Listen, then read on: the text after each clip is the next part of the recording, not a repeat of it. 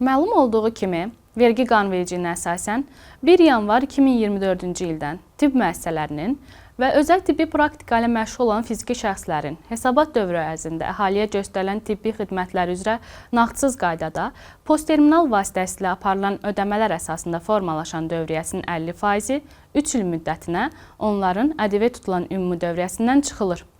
Bu optimallaşmanın davamı olaraq 2026-cı ilin yanvarın 1-dən ƏDV qeydiyyatında olan, ictimai yaşayış fəaliyyətlə məşğul olan şəxslər tərəfindən ƏDV hesablanarkən, onların postterminal vasitəsilə nağdsız qaydada ödəmələr əsasında formalaşan dövriyyəsinin 50%-nin 3 il müddətinə ƏDV tutulan ümumi dövriyyəsindən çıxılması nəzərdə tutulur. Bundan başqa, 8% dərəcə ilə sadələşmiş verginin ödəyicisi olan ictimai yaşayış fəaliyyətlə məşğul olan şəxslər tərəfindən postterminal vasitəsilə nağdsız dövriyyə üzrə sadələşdirilmiş verginin dərəcəsinin 8%-dən 6%-ə endirilməsi təklif edilir.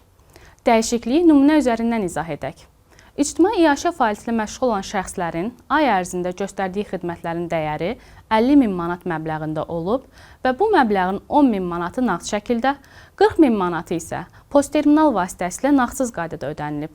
Digər şəxslərə ödədiyi və əvəzləşdirdiyi ƏDV-nin məbləği isə 3.000 manat olub.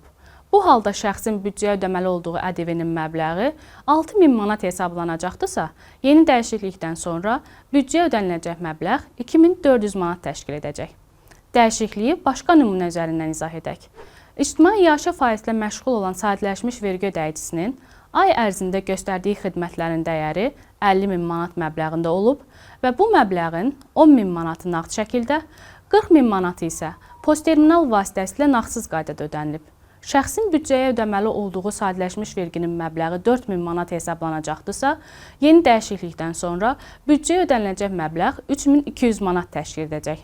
Göründüyü kimi, dəyişiklik sahibkarlar üçün nağdsız ödənişlərin payı artdıqca vergi yükünün azalmasına, daha çox qazanc əldə etməsinə imkan yaradacaq.